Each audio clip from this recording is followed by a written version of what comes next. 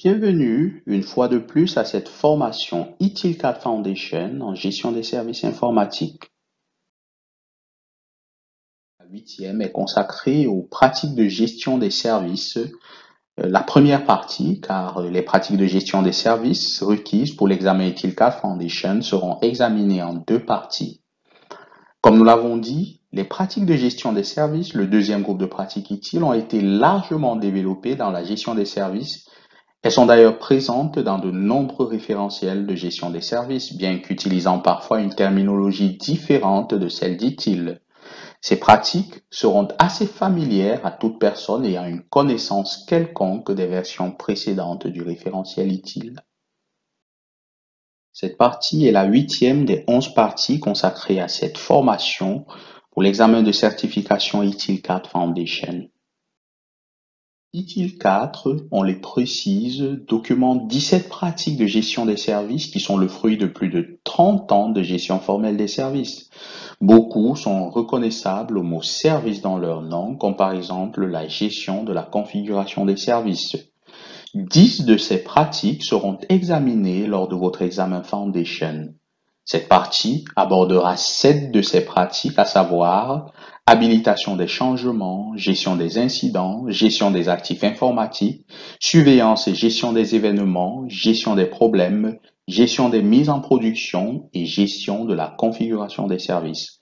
Comme nous l'avons dit précédemment, si vous êtes familier aux versions précédentes d'ITIL, notamment la version 3, vous devez vous souvenir de ces noms qui étaient plus des processus dans ITIL V3. Mais vous voudrez prêter une grande attention à ces explications parce qu'ici, il s'agit de pratique. Il ne s'agit plus seulement de comment faire les choses, mais il s'agit également des ressources qui sont impliquées. Car rappelons-le, une pratique, c'est une configuration des ressources de l'organisation pour aborder une question, traiter un problème, générer de la valeur. Vous avez ici une vue d'ensemble des 10 pratiques de gestion des services examinables au niveau Foundation avec leur niveau de Bloom respectif. Les pratiques du centre de service, de gestion des niveaux de service et de gestion des demandes de service seront examinées dans la partie 9 de notre cours consacrée à la deuxième partie de l'examen des pratiques de gestion des services ITIL. Démarrons avec la première pratique examinable, il s'agit de l'habilitation des changements et nous rappelons que nous sommes sur du niveau 2 de difficulté BL2. L'habilitation des changements doit concilier le besoin d'apporter des changements bénéfiques qui fourniront de la valeur supplémentaire à l'organisation avec le besoin de protéger les clients et les utilisateurs des effets indésirables des changements. Tous les changements doivent être évalués par des personnes en mesure de comprendre les risques et les bénéfices escomptés. Les changements doivent alors être autorisés avant d'être déployés, car tout changement implique du risque. Néanmoins, cette évaluation ne doit pas entraîner de retards inutiles. Notez bien que la personne ou le groupe de personnes qui autorise un changement est appelé autorité de changement. Et il est essentiel d'assigner l'autorité de changement appropriée à chaque type de changement. Nous parlerons d'ailleurs par la suite des différents types de changements. Mais avant, définissons le changement. ITIL définit un changement comme tout ajout, modification ou suppression de tout ce qui pourrait avoir un effet direct ou indirect sur les services. Retenez bien cette définition pour la suite du cours. À propos des changements, il existe 3 types de changements qui sont tous gérés de façon différente.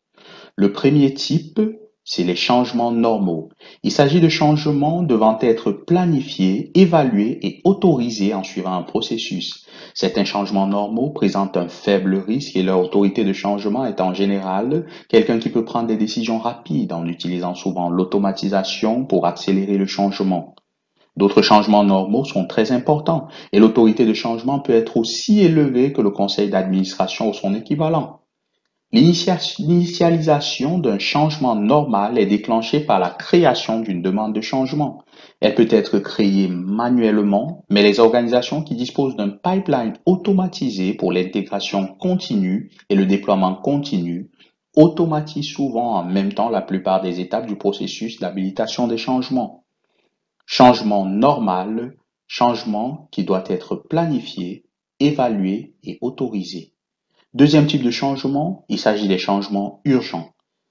Ce type de changement doit être implémenté le plus tôt possible, par exemple pour résoudre un incident ou implémenter un correctif de sécurité.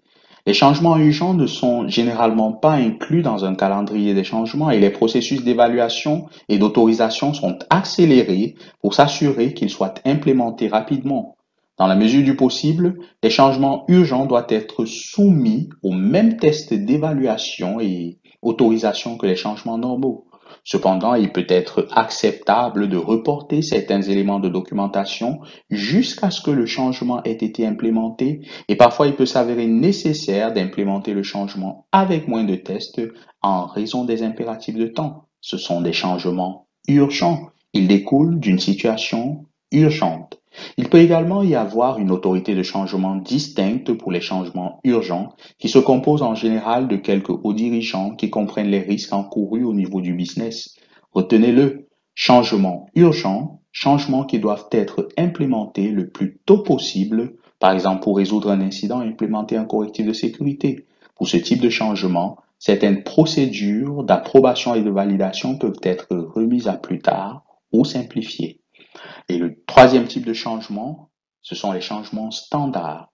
Il s'agit de changements préautorisés à faible risque qui sont bien compris et intégralement documentés et qui peuvent être implémentés sans nécessité d'autorisation supplémentaire. Ceux-ci sont souvent initiés en tant que demande de service, mais il peut également s'agir de demandes opérationnelles. Lorsque la procédure pour un changement standard est créée ou modifiée, elle doit être accompagnée d'une évaluation complète des risques et d'une autorisation comme pour tout autre changement. L'évaluation des risques n'a pas besoin d'être répétée à chaque fois qu'un changement standard est implémenté. Elle ne doit être répétée que s'il y a une modification dans la façon dont elle est effectuée. On le répète, changements standards, changements préautorisés à faible risque qui sont bien compris et intégralement documentés et qui peuvent donc être implémentés sans nécessité d'autorisation supplémentaire. L'autorisation supplémentaire ne sera ici nécessaire que dans le cas où il y a un changement considérable dans la manière d'effectuer la procédure. Un calendrier des changements ici est utilisé pour aider à planifier les changements, soutenir la communication, éviter les conflits et assigner les ressources.